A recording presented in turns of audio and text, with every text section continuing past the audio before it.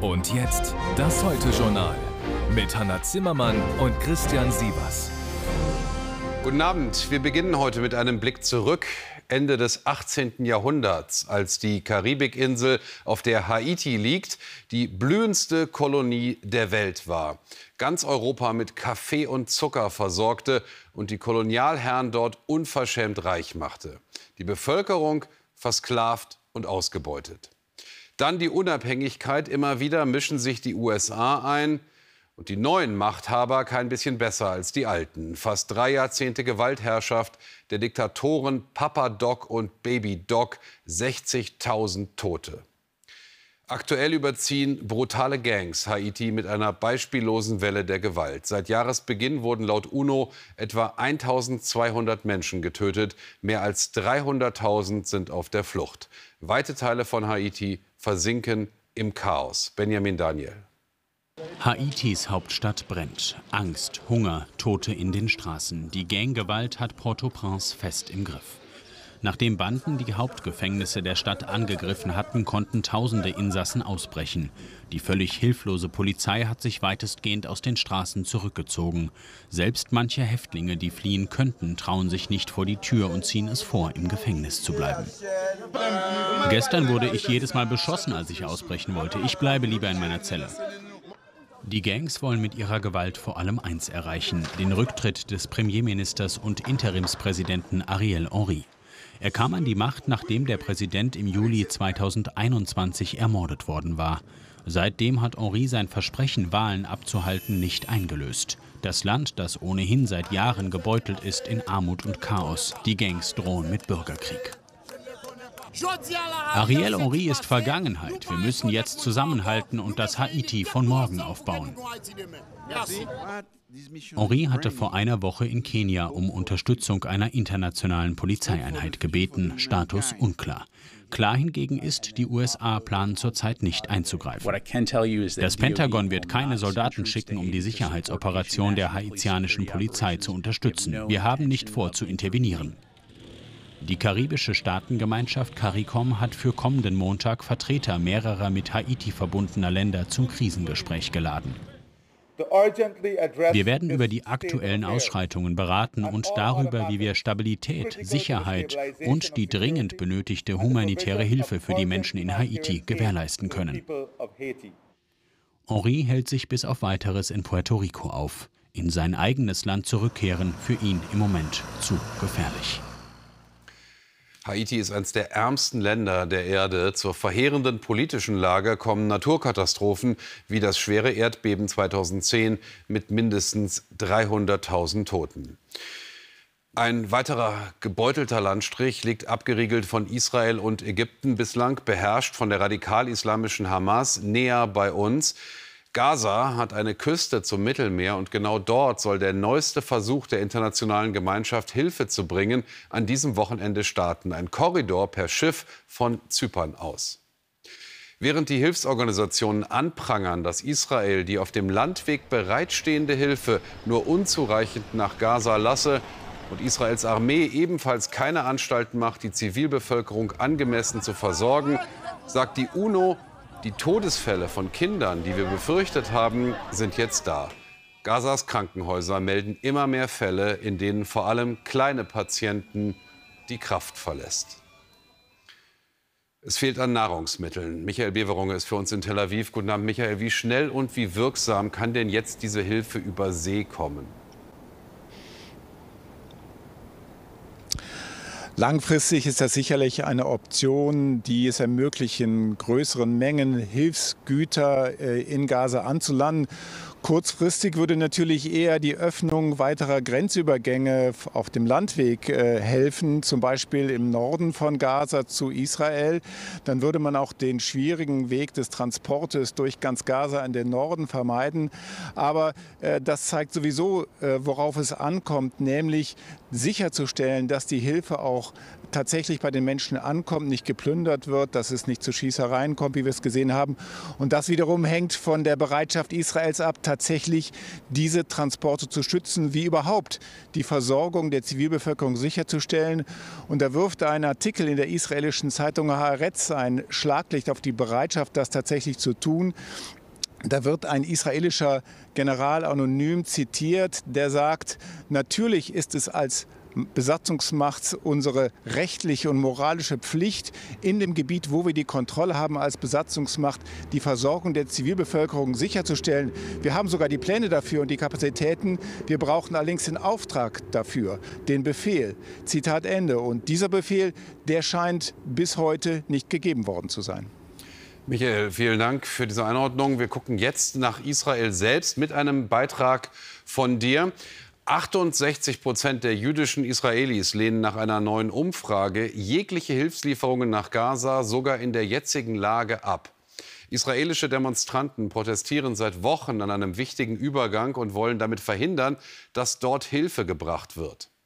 Das Trauma des Massakers vom 7. Oktober sitzt tief. Was der Hamas-Terror über dieses Land gebracht hat, ist längst nicht verarbeitet. Und es kommen immer noch neue, schreckliche Details ans Licht. Bilder von der Landstraße 232 entlang des Gazastreifens. Am 7. Oktober wurde sie zur Straße des Todes und unvorstellbarer Gräuel. Am Abend des Hamas-Angriffs fährt Eden Wessely die 232 ab auf der Suche nach einer Freundin. Sie sieht unzählige Leichen, abgetrennte Gliedmaßen, Köpfe. Sie zwingt sich, das Grauen zu dokumentieren. Vielleicht kann sie ihre Freundin identifizieren. Bei einer Frauenleiche, halb verbrannt, verliert sie die Fassung. Meine Freundin hat Tattoos, also habe ich versucht, Tattoos zu erkennen. Da habe ich bemerkt, dass die Beine der Frau gespreizt waren und sie ohne Unterhose war. Nicht genug, dass sie ermordet wurde, nicht genug, dass sie verbrannt wurde. Sie wurde auch vergewaltigt. Vieles spricht für systematische Vergewaltigungen durch Männer der Hamas. Leichenbeschauer Haim Othmasgin bestätigt das. Er hat hunderte Leichen gesehen, darunter viele Frauen. Du siehst, dass sie lebendig verbrannt wurden. Frauen, deren Ehre systematisch verletzt wurde, nicht nur ein Körperteil. Das gibt dir das Gefühl, dass jede Gruppe, die da gewütet hat, die gleiche Art der Verstümmelung benutzt hat, die gleiche Art der Aggressivität. Erst nach 5 Monaten stellt ein Team der UN nun fest, es gebe Grund zu der Annahme, konfliktbezogene sexuelle Gewalt habe stattgefunden. Eine Systematik sei in der Kürze der Zeit aber nicht feststellbar. Eden Wessely ist wütend über den Bericht. Zu spät, zu vage, sagt sie. Es war nicht wichtig genug, dass Frauen vergewaltigt wurden. Die Stimmen der Frauen wurden zum Schweigen gebracht. Deshalb will ich die Stimme der Frau im schwarzen Kleid sein, die vergewaltigt, ermordet und verbrannt wurde. Es ist mir wichtig, ihre Stimme zu sein, zu sagen, was sie sagen würde. Wacht auf. Die Frauenrechtlerin Halperin Kadari empört das lange Schweigen der Frauenorganisationen weltweit zu den Vergewaltigungen. Es gibt keine Vergebung und keine Entschuldigung für die Frauenvereinigung der UN oder für irgendeine der internationalen oder anderen Frauenorganisationen, dass sie die Hamas nicht klar verurteilt haben. Daran sieht man, wie gegenüber Israel mit zweierlei Maß gemessen wird. An das Schicksal der 19 Frauen, die noch immer in der Gewalt der Hamas sind, erinnert am Abend eine Demonstration in Tel Aviv. Nach den Aussagen freigekommener Geiseln sind viele dort ebenfalls Opfer sexueller Gewalt. So, jetzt ein Überblick über weitere wichtige Nachrichten von heute mit dir, Hanna. In der Debatte um die Lieferung von Taurus-Marschflugkörpern hat der britische Außenminister Cameron einen möglichen Ringtausch mit Deutschland als Option bezeichnet, die man sich anschauen werde. Die britische Regierung sei entschlossen, engstens mit den deutschen Partnern zusammenzuarbeiten, um der Ukraine zu helfen, sagte Cameron der Süddeutschen Zeitung. Bei einem möglichen Ringtausch könnte Deutschland Taurus-Marschflugkörper an Großbritannien abgeben und London dann seinerseits weitere Marschflugkörper vom Typ Storm Shadow an die Ukraine liefern. Der Deutsche Bauernverband hat im andauernden Streit um die geplanten Subventionskürzungen beim Agrardiesel Kompromissbereitschaft signalisiert.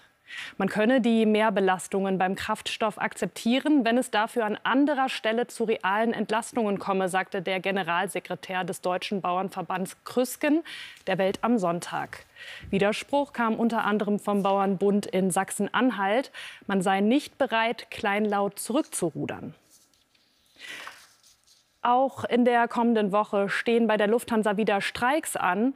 Die Flugbegleitergewerkschaft UFO hat das Kabinenpersonal der Airline dazu aufgerufen, am Mittwoch und Donnerstag die Arbeit niederzulegen. Betroffen seien am Dienstag die Abflüge von Frankfurt und am Mittwoch die Abflüge von München, erklärte die Gewerkschaft. Der 60-stündige Streik des Lufthansa-Bodenpersonals war erst heute Morgen beendet worden.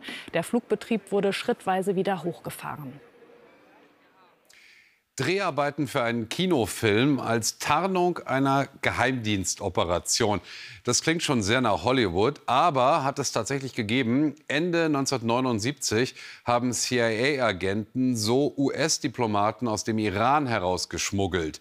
Sie hatten vorgegeben, für einen Science-Fiction-Film verschiedene Locations im Iran zu checken. Gilt Ähnliches auch für einen legendären Filmklassiker der Nachkriegszeit? Der dritte Mann ist ein Stück Wiener Kulturgeschichte und vielleicht noch mehr, wie Wolf Christian Ulrich berichtet. Könnte es sein, dass einer der berühmtesten Filme aus der Anfangszeit des Kalten Krieges ein Ablenkungsmanöver des britischen Geheimdienstes war? So zumindest vermutet es die Cambridge-Historikerin Carina Urbach. Wichtiges Indiz, die Filmemacher waren Spione beim Auslandsgeheimdienst MI6.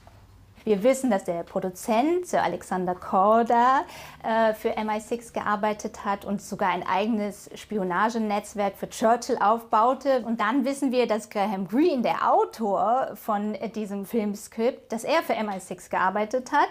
Und natürlich auch noch Carol Reed, der Regisseur. Doch was war ihr Plan? Carina Urbach folgt einem familiären Hinweis. Also mein Vater war auch in dieser Zeit in Wien. Er arbeitete für das Counterintelligence Corps. Genau in dieser Zeit, also 1948, wurden 3 Abhörtunnel gebaut. Man wollte die sowjetische Telefonverkehr anzapfen. Doch dafür brauchte es ein Ablenkungsmanöver. Nun war der berühmte Prater in Wien damals in der sowjetischen Besatzungszone. Hier im russischen Sektor zu drehen, war kein Zufall, sondern Strategie, so die These. A lot of good your money will do you in jail. That jail's in another zone. There's no proof against me. Brigitte Timmermann, Expertin für den dritten Mann, führt uns zu einem dunklen Drehort, die berüchtigten Wiener Tunnel.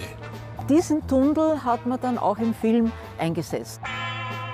Wien war ganz bestimmt ein zentraleuropäisches Spionagezentrum. Mit Hilfe der aufwendigen Dreharbeiten für die berüchtigten Szenen in der Kanalisation habe man davon ablenken wollen, dass man gleichzeitig von anderen Tunneln aus das sowjetische Militär abhörte.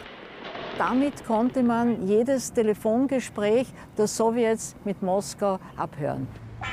Zurück in London. Im Rahmen ihrer Recherche spricht Carina Urbach auch mit Angela Allen. Sie ist die letzte aus dem britischen Filmteam, die noch lebt. Sie wachte damals im Tunnel über die Umsetzung des Drehbuchs. Erst Jahre später erfuhr sie, wer Agent war am Set. Bei Produzent Korda überraschte sie das im Nachhinein nicht. Er war ein großer Manipulator, aber auf sehr charmante Weise. Nur die Spione selbst wussten, dass Wien eine Stadt der Spione war. Weil MI6 bis heute Informationen zurückhält, schrieb Carina Urbach die Spionagegeschichte um den dritten Mann nicht als Sachbuch, sondern als Roman, Das Haus am Gordon Place. 75 Jahre nach seiner Uraufführung müsse man den Film neu einordnen. Man wollte wahrscheinlich nicht nur einen Filmklassiker machen, sondern man wollte das auch nutzen für eine nachrichtendienstliche Arbeit in der sowjetischen Zone.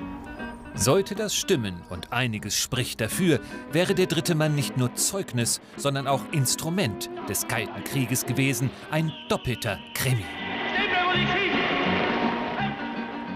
Zu den Lottozahlen an diesem Samstag. Die lauten 1, 5, 10, 20, 41, 48, Superzahl 8. Alle Angaben wie immer ohne Gewähr. Und so wird das Wetter in den kommenden Tagen. Morgen hält sich zunächst noch Nebel, später scheint häufig die Sonne. Zum Nachmittag ziehen von Südwesten neue Wolken auf und zum Abend regnet es etwas. Die Temperaturen erreichen 6 bis 17 Grad. Anfang der Woche wird es wechselhafter mit Regen, ab Dienstag kühler, höchste Temperaturen dann bei 6 bis 16 Grad. Und damit sagen wir zwei hier im Namen des gesamten Teams Danke für Ihr Interesse. Die nächsten Nachrichten gibt es hier gegen 0:25 Uhr. Bis morgen. Tschüss.